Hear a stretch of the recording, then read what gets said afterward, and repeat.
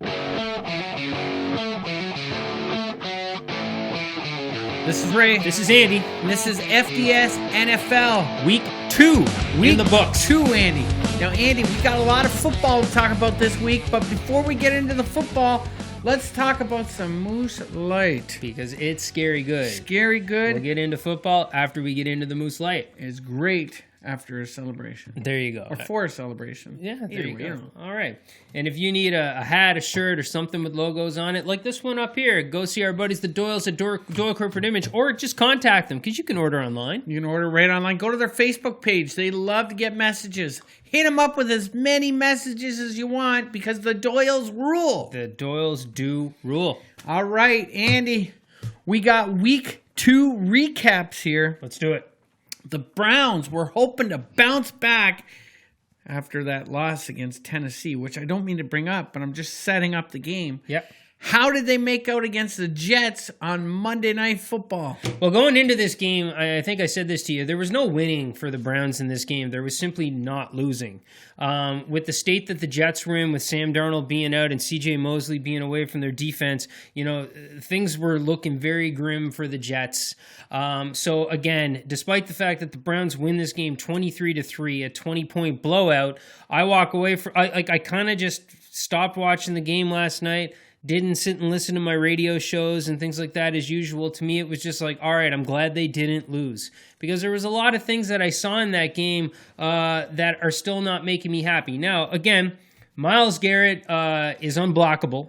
He leads the league in sacks right now with 5 through 2 games, but he knows that. The line knows that. Everybody knows that. What Myles doesn't seem to understand is the new rules around hitting quarterbacks.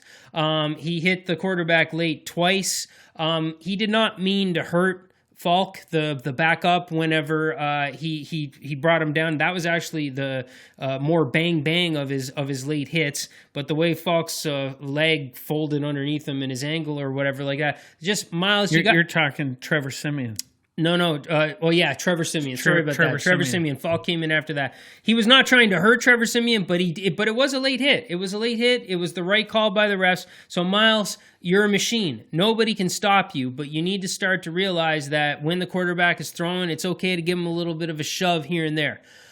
Baker Mayfield. Now, Baker is not back to the Baker of last year yet. Baker is still in sort of early Baker form when he first came in last year. There's a couple of things. Number one, he's holding on to the ball too long, waiting for things to develop down the field, because Baker, I told you this last year, what I love about Baker is he hates to check down. He's always looking down the field. He's always looking for the big play, but he's doing it too much. And when Hugh Jackson finally moved on last year, Greg Williams took over as head coach and Freddie Kitchens took over as offensive coordinator. They got him to stop that. He got the ball out quick, bang, bang. He was going to his checkdowns a lot. He's got to get back to that. That's bugging me a little bit. The interception in the game that Baker threw doesn't bother me at all. If you're going to throw the ball, a very catchable ball right in the and we're just going to get a bad bounce on a tip ball where the ball hovers in the air, multiple yards, whatever. You're going to get that with Baker. Baker is going to throw picks because he is a bit of a gunslinger. Now, I'm not making excuses for Baker, Ray, but here's one big thing. Greg Williams, the defensive coordinator for the New York Jets, was on the Browns staff all last year as the defensive coordinator and actually took over as the head coach and helped rebound the Browns and get them to the record that they got. He knows exactly what Baker likes. He knows exactly what Baker doesn't like. He knows a lot about Baker. And as far as I'm concerned, he absolutely sold out to try to confuse Baker. And he did a pretty good job. They were disguising everything. The pre-snap read for the entire game did not matter because what they were actually playing was never what Baker would see in a pre-snap read. They come out, look, showing man, and switch to his own 5 yards into their back tread. Same thing the other way around. He was doing everything he could to disguise things and screw up Baker, and he did a pretty good job. But you know what? Baker only made one, and again, the interception, I'm not calling it a big mistake. In fact, it was potentially pass interference, but I'm not making any excuses. I'm okay with the no call. Again, it's just on to next week, Ray. There wasn't a big win there. There's nothing for me to celebrate, but thank goodness they didn't lose. Well, all I can say, and I just want to ask you this. When I watched the game last night, there was 2 throws that impressed me by Baker in this game, and that's really it. Okay. That was the pass to OBJ on the quick slant, hit him right between the safeties, and OBJ took it for the touchdown. Mm-hmm. That was a big time throw.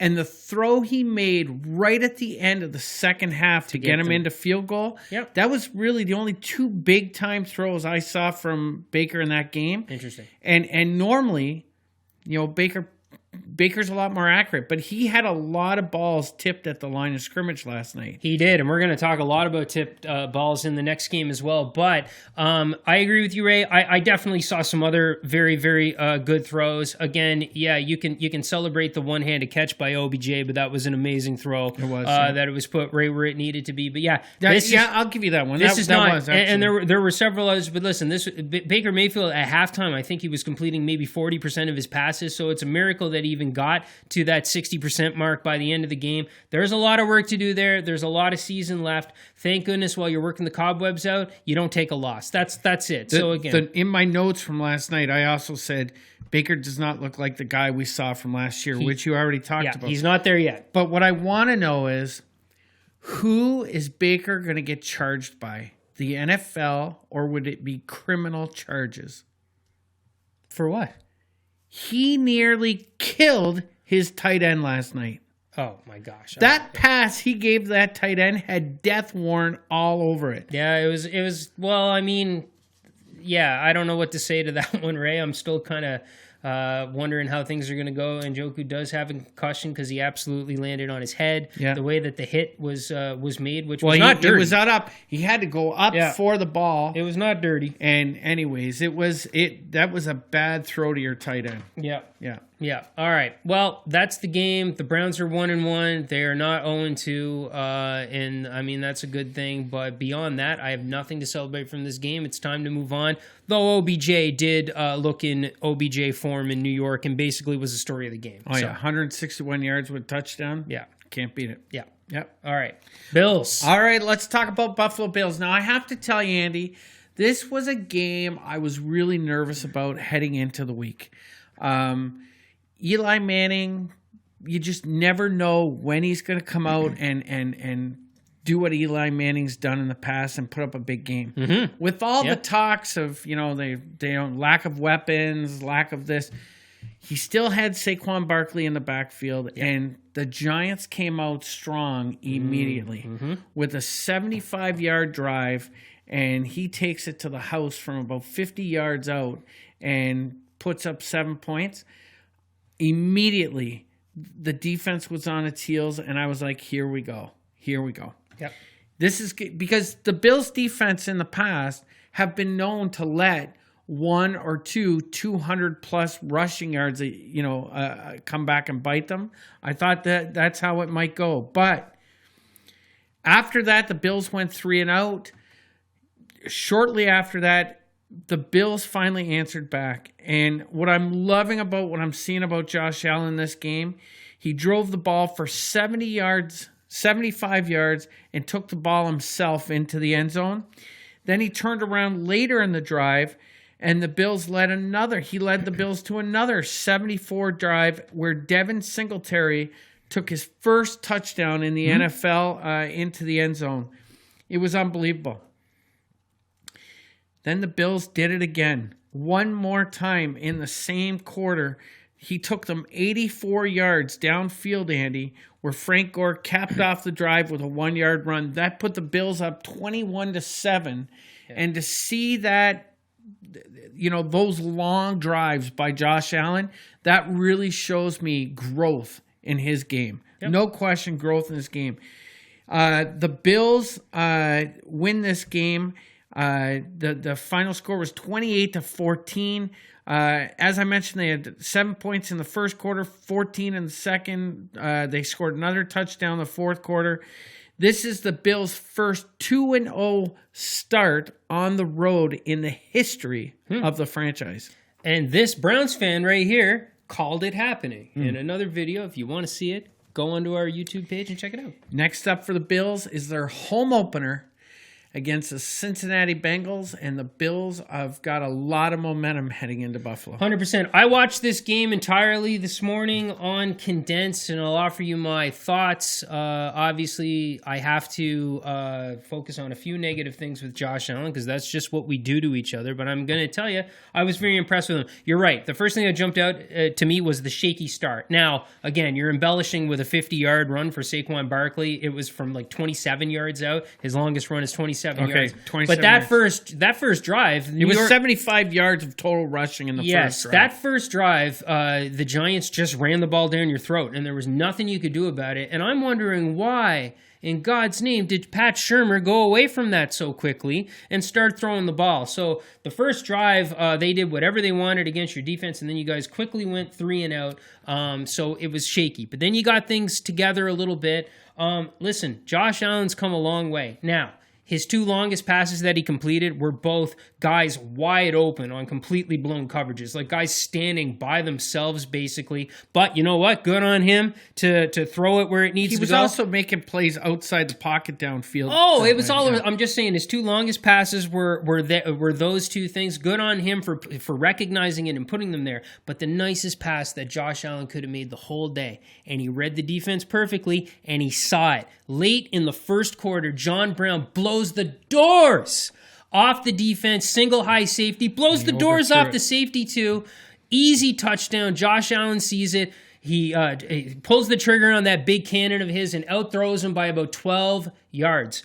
If Josh Allen can start to work on that and start to get a bit more accuracy and get that arm of his under control, oh my gosh, he's a completely different player. Later in the game, again, I was very impressed. He's gained a lot of accuracy and a lot of touch on his intermediate throws. Everything's not a fastball anymore that almost you need a bulletproof vest to not be in pain to catch it. He had, for a big tall guy though, he had a lot of balls batted down at the line of scrimmage, 2 of which in the late third quarter and early fourth quarter bounced up in the air and were right there to be had for interceptions. And I have no idea how the Giants didn't come down with at least one of them. They were right there, but they somehow dropped them. But despite all of that, Josh Allen still completed 63% of his passes in this game for 101 quarterback rating. But the most impressive thing to me is this.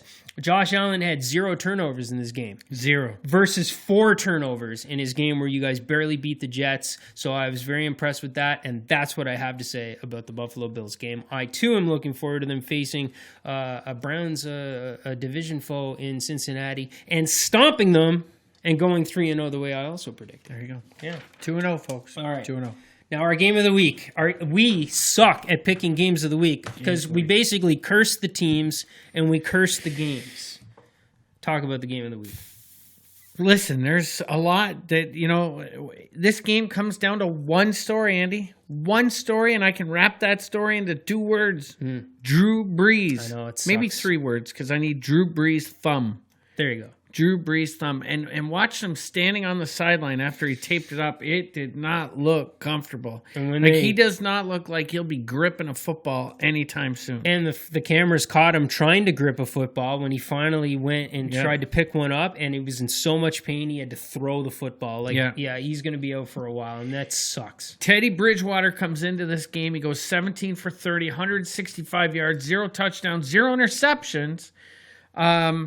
But, I mean, the Saints just aren't the same team without Drew Brees at the helm. No. The Rams win this game 27-9. Goff does what Goff does, 283 yards, touchdown. He had some nice Gurley throws. put up 63 yards and a touchdown, but Gurley just does not look like that explosive back out of the backfield anymore. No, but we'll give him some time to work that out. Again, this is a really, really good team with a lot of talent on it. You're right. It's not quite the same, but I think they're going to get it together. Goff made some great throws, some rare throws that you would see in this game. Teddy Bridgewater, you're right. He wasn't super impressive, but he wasn't ready. But I'm not saying he wasn't ready to play. We could practice. I'm going to give all these guys because we're going to talk about a lot of quarterbacks that are going to suddenly have to start. But I give all these guys 1 full week of being the starter and preparing as the starter and seeing how their teams look. Listen, the Saints going into this season, you would say if you looked at their backup quarterback situation, you would say the Saints are in maybe the top 5, definitely top 10 of the league in terms of. So that's why they got a guy like Teddy. That's why Teddy Andy didn't sign somewhere else to be a starter, and he stayed there as the backup. Yeah. This is what they have him for. Let's see what he can do with it. Let's see what he can do. All right. Andy. Yes. It's our time for What the... There you go. I'm going to work at putting that sound in this show. Last week I was complimented on how well I did with that. Well, there you go. I'll give you a good compliment there too. Yeah, all right. My What the F this week is all around what's going on with these quarterbacks. Oh man, it's the NFL is doing the CFL impression. It is. Big Ben gone for the year, Andy. Yep. For the year. Now we have six of the rookie quarterbacks from last year in the NFL. Well, let's wait and see what Miami does if they make the switch over to Josh Rosen. Who knows what they're doing? They'll probably trade him. They'll probably trade him.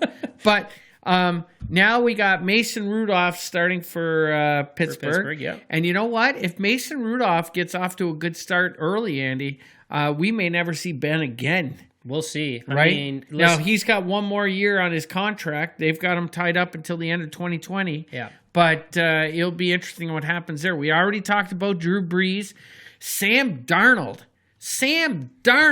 has got mono, Andy. Yeah. Mono. And that's no joke. It's like chicken pox, I guess, in a way, where you get chicken pox as a kid, whatever, you're out of school for a couple of days and everything like that, but you get chicken pox or the measles or anything like that when you get older, it could kill you. Yeah. Like it's horrible, it's miserable, and I guess mono is similar to that. At least that's what I'm hearing. I'm certainly not talking to medical experts, but other podcasts that claim to have spoken to medical experts, I guess it hits you hard as an adult. You lose a lot of weight, you have no energy. So man, it's going to be a while. It's going to be a while. And Trevor Siemian goes out.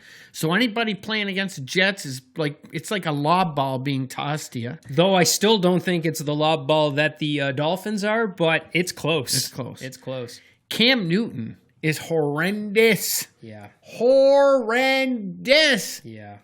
I think he's done. I think he's done, Andy. I don't have a lot of good things to say about Cam Newton. I haven't for years. So. And all I have to say is, every week I talk to the football gods. I sit down in my football chair with my football gear, and I have a little chat with the football gods. I first ask them for luck and get well wishes for my games on the field, but then I always end my discussion with them and say, hey, how about number 12? How about number 12? It's time. It's done. Let's put them out of the game. And I don't know what the gods are doing. They're not listening to me, Andy. Because this week here, they got rid of 5 quarterbacks, essentially, but number 12's still playing football. So come on, gods. I need your help. Get rid of this guy. No, I don't ask for anybody to be injured, nor do I celebrate injury, but maybe the football gods saw the turmoil that I went through in week 1 with what my Browns did and decided to throw me a bone instead on your behalf and got my version of number 12 out for the year. We'll see how that goes. But yeah. My WTF, I've got 2 really quick ones here. I want to say Odell Beckham and the referees. Okay, Odell, why do you got to talk so much? I mean, I know that you are who you are and you call out Greg Williams and it worked and it fueled your fire and everything like that. Why is your stupid watch a story? He didn't wear the watch in the game last night, Ray, but he really upped his ante because during the warm-up, he wasn't wearing his $180,000 watch. He was wearing a $2.2 million watch. Why is that actually a thing? But here's the deal. And he was told to take it off. Oh, yeah, which is fine. And he did take it off, so good on Odell. But here's the thing. He accuses the referees of targeting him, saying that, they wouldn't do this if it was Tom Brady wearing a watch and things like that. But the other half of my WTF is refs, why actually prove him right by doing it? Ray, you were watching the game last night. Odell Beckham was wearing a shield that was a little darker and had some weird colors to it. Tinted shield that he wore in game 1, I believe, and was... You're not allowed to use a tinted visor on the field. All right, well, he wore it all the way through warm-ups, and he wore it all the way through the first quarter of the game in which he made that one-handed catch in multiple plays. For the referees to not actually notice it early in the game during warm-ups and tell him to change it, and not notice it early in the game when they're standing right next to him making plays, and then all of a sudden deciding on a third down to remove him from the game to go get that face shield taken off is proving him right. So you know what? Do your job.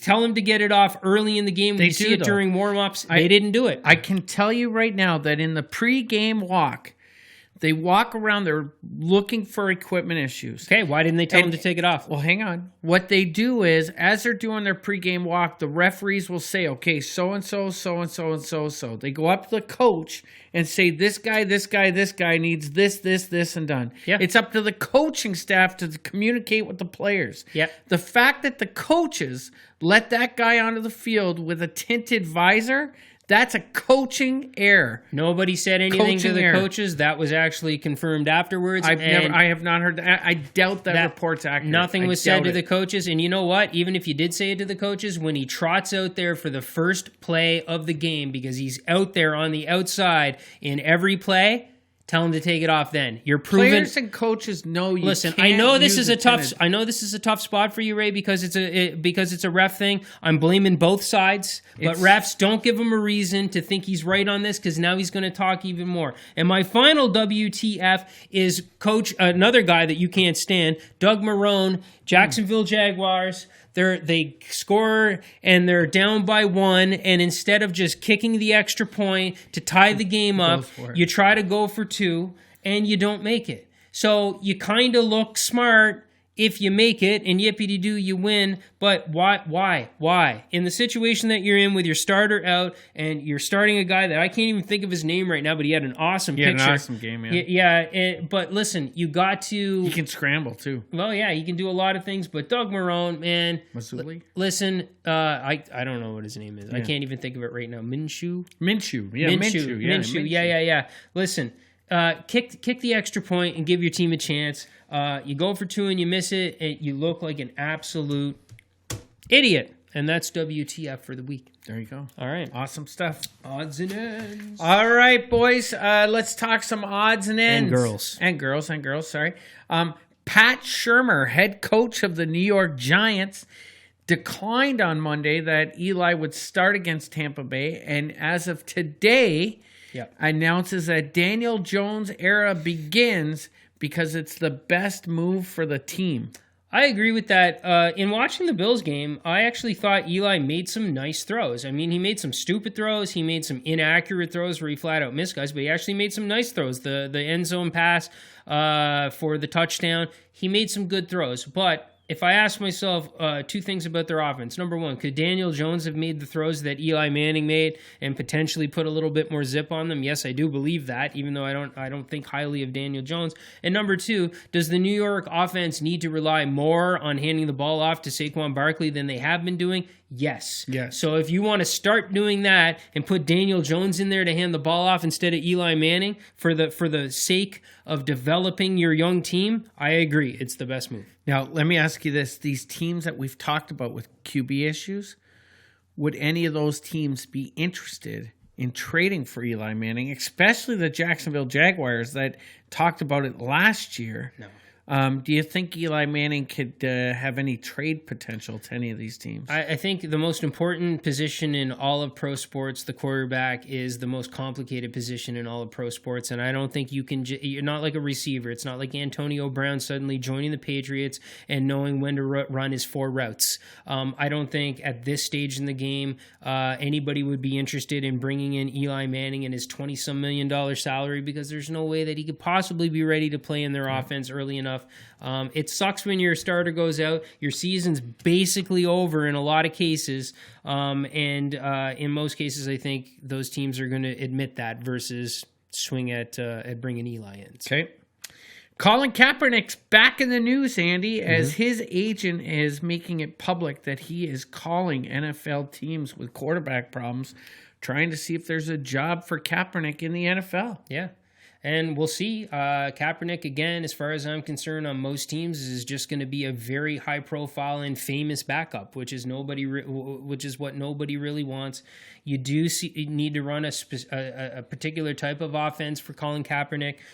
We're seeing it in Baltimore right now as Roman has joined them, who was the offensive coordinator that took Colin Kaepernick to the Super Bowl, and it is working. I don't know that there's a team out there, but can we stop for a second and just think about when Colin Kaepernick last played football?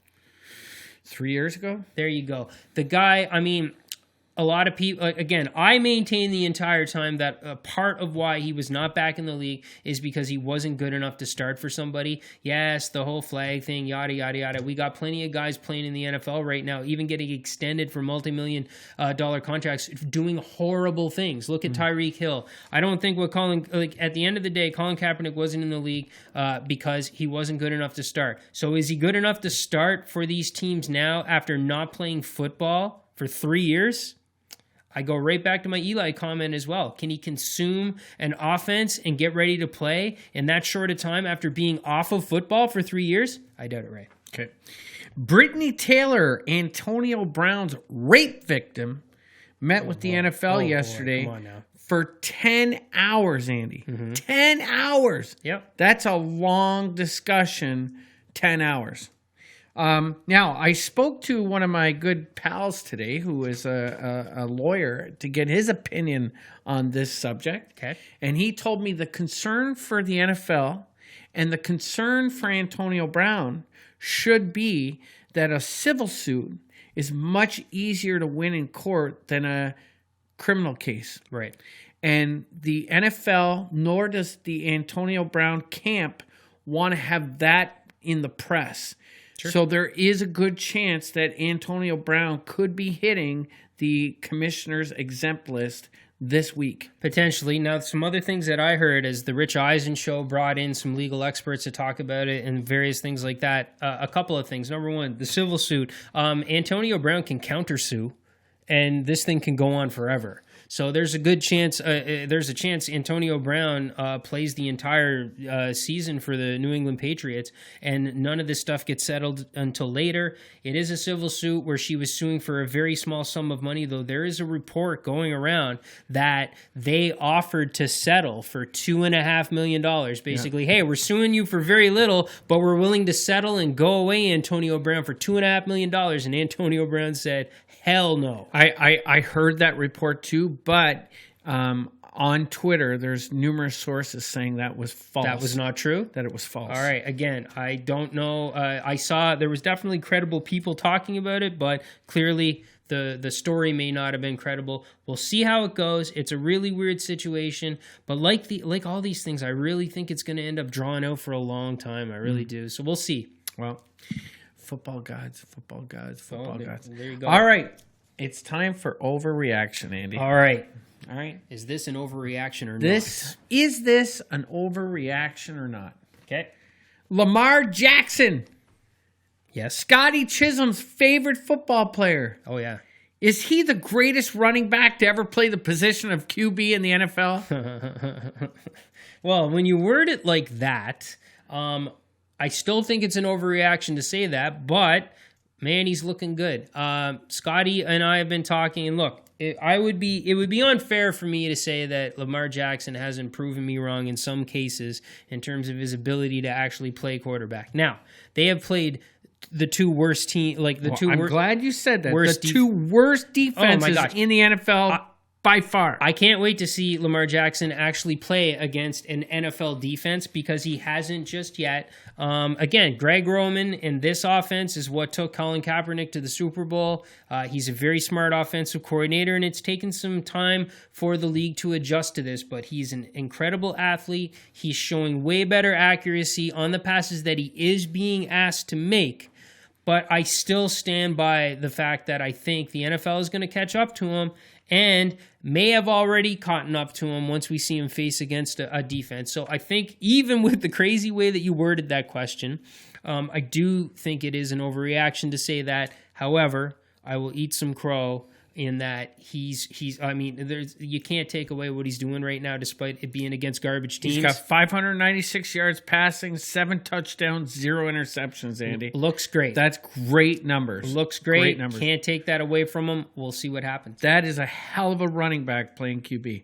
Okay, staying on the Lamar Jackson. Yep. Is this an overreaction? Okay. With the Big Ben news, the NFC North AFC North goes through Baltimore. Not an overreaction at all. A lot of people would have said that before the season even started. So now that the season has started and the Browns fell on their face out of the gate, and now you got the Big Ben news, I don't think that's an overreaction at all. As a Browns fan, I look at Baltimore as the one thing that can get in their way right now, other than themselves. Okay, there you go.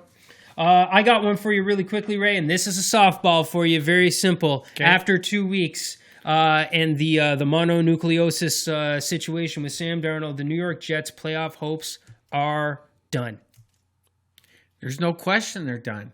They've lost 2 home games, one against a division rival and the other one against an AFC team as well. Yeah. And their hopes right now is to make a wild card spot.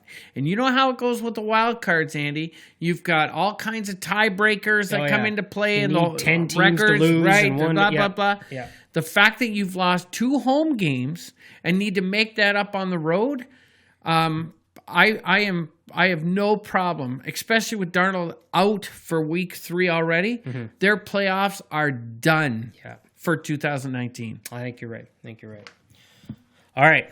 Fantasy. Let's talk some fantasy. Let's talk fantasy. I had a great week in fantasy again. Yes, you did. One of my matches had me a little bit concerned. I'll talk about that one in a second. I was taking on 2 foes that are good buddies of mine. There you go. All right, good buddies of mine. My first match was against Scotty C. Chisholm. All right. Scotty Chisholm, we really didn't trash talk heading into the week, but there was a little talk there. But I put up 120 points versus Scotty's 76.5. I had Odell and I had Baker Mayfield on my team. Before the Monday night game was even played, I had the match won. Oh, it was done and over. Yeah. All right. Yeah. Elliott is coming back. He put up 18 points. He's rebounding. OBJ had 25 for me on that I didn't need. Derrick Henry, 16 points.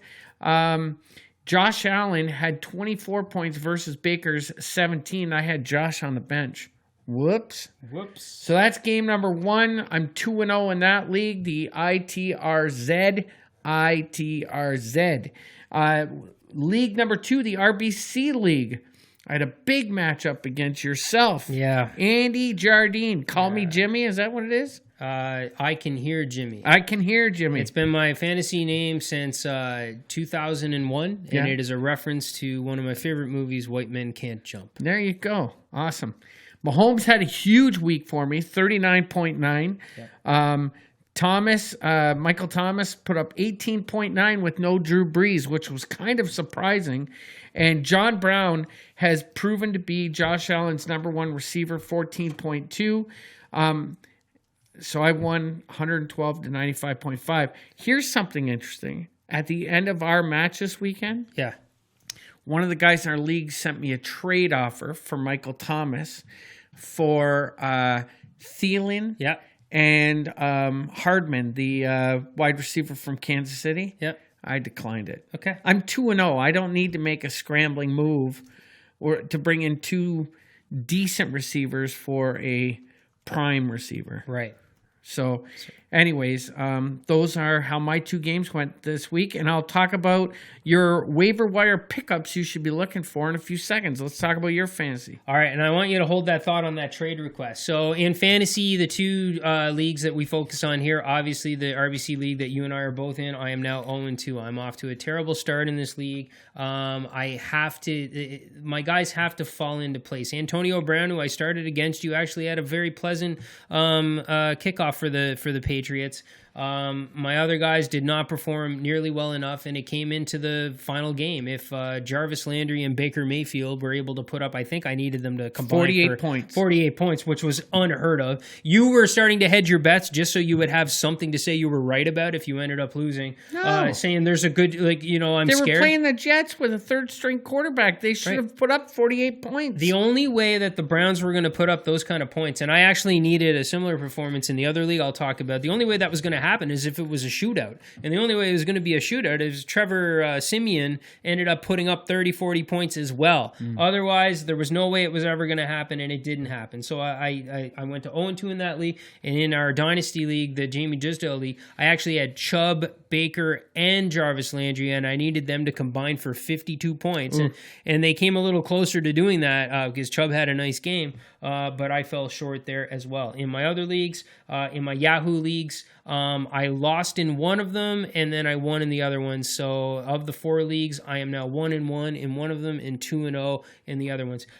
You would hate these leagues, Ray, because in these leagues, there's no trash talk and there's no banter at all. Sucks. Until the final weeks or so, and then everybody starts to chirp. Now, I, too, was sent a trade request by the same person, obviously, that you were sent a trade request. So this person offered Thielen and Mecole Hardman because, again, Mecole Hardman with Tyreek had a good Hill game. out. Had one good game. And despite the fact that Tyreek Hill is out, Mahomes is going to everybody regardless for Juju. Now, with Ben Roethlisberger out, Juju, his fantasy value goes down a little bit, but it's still good. I got to tell you something. That's almost a trade I think I'd be taking. That's what I'm telling you. I'm actually considering this a little bit. I don't love the Mecole Hardman, and I don't love 2-for-1 trades because I don't really have anybody on my team right now that I want to flat out drop. So I would rather come up with somebody to do a 2-and-2 trade and maybe upgrade a little bit on Mecole Hardman. But I'm telling you, man, right now, I like Thielen maybe a little better than Juju. I want to give Mason Rudolph a chance. Juju right now has proven, well, I don't think he's a number one receiver. He's not playing like a number one receiver. His fantasy output's been fine, though. He's getting 14, 15 points. But I would take that one. I'm telling you, I'm thinking about it. The other player, John Ross, I picked him up before week 1. He had 37.8 points. I'm like, there's no way this guy does something like that again. So I left him on the bench against you. He had 26.2. So I'm going to ask you, Ray, when do I start John? Do I have to start John Ross soon, or is it? Got to start him. You think so? You think Andy Dalton can keep that going? Well, he's going to have a tough match this week against the Bills. Tre'Davious White will be all over him like a blanket. There you go. And that one Yahoo league I told you about where I lost, Ben Roethlisberger was my starting quarterback. I have put a waiver wire request in to replace him with Josh Allen. Nice. All right. Josh Allen was the best quarterback available. I had Andy Dalton on my bench in that league. Andy Dalton has actually scored more fantasy points so far this season than Josh Allen, but just by a smidge. And I would much prefer to start a guy that's a running threat that can get rushing touchdowns than Andy Dalton. There you go. That's our fantasy discussion. All right, Andy, we got to make our picks and we got to get out of here. We're running a little bit late this week than what we promised people we would be. So let's make these picks and get out of here. Let me recap this real quick. We both went 5-0 last week, Ray. We both got our underdog picks as well. So I am now 10-10 on the season. You missed your underdog last week. You are 9-1. So you're upset. You did not get it. You did. You got it all last week. It was the week before. It was the week before I took Pittsburgh over New England. 9-1 for you, Ray. 10-0 for me.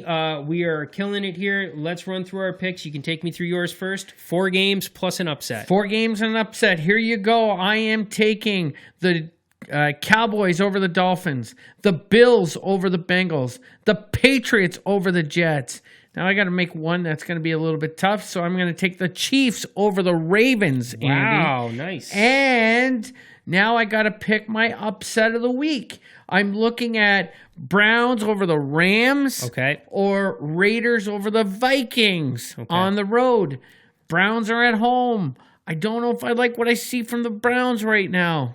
I would definitely not pick that one. I am taking the Raiders over the Vikings as my upset of the week. Perfect. All right. Again, our picks look very similar because there's a lot of no-brainer picks at this point. I'm taking the Bills over the Bengals. This is my first time picking the Bills. I picked them as my upset week 1. But I'm picking them as one of my gimmies this week. Cowboys over the Dolphins, Patriots over the Jets. My one tough pick is similar to yours, except the opposite. I'm taking the Vikings beating the Raiders as my 4th pick. And my upset, I'm taking the Cardinals beating the Panthers. Nice. So those are our picks for the week. All right, let's do game of the week. The only game of the week that I really got written down that I think is going to be an exciting game is the Ravens and the Chiefs. If you look at my paper right here, Ravens and Chiefs is the only game that I wrote down as well. So I think it's very simple at this point, Ravens and Chiefs. I love that we have been an absolute curse because the Ravens are part of this. So if somebody happens to get hurt, I am not wishing for that whatsoever, but we've been cursing these things like crazy. I hope it's not Mahomes. I hope it's nobody. I hope this just turns out to be an absolutely amazing game and we find out that Mahomes is the greatest quarterback that's ever lived and Lamar Jackson is the greatest running back playing quarterback that's ever lived. We'll find out. We'll see. But that's the game of the week. No brainer. You just stole my thunder. Sorry, what were you going to say? I was going to say this is going to be a great match, a great duel. To see the best quarterback play against the best running back in the NFL. Well, I think I did you a favor stealing your thunder because you've already dropped that joke like 2-3 times in the show, so it's no good for the final time to be dropped by me. So. Sorry, Scotty. All right, let's get out of here. All right, guys, thanks for tuning in. Hey, if you're watching us on YouTube, click on the subscribe button wherever it is down here. And and the bell and all that. Click every button. Give us some comments. We want some comments. We want to hear back from you. And if you're listening to us through Podbean, the podcast, or wherever you get your podcast, feel free to subscribe to us and leave us your comments there as well. We love to hear from you. Give us a review because reviews are good. So rate the podcast, even if it's bad. That'd be cool. And even better, if you really want to go above and beyond, how about share it? Well, there you go. Thanks, guys. Thanks, guys.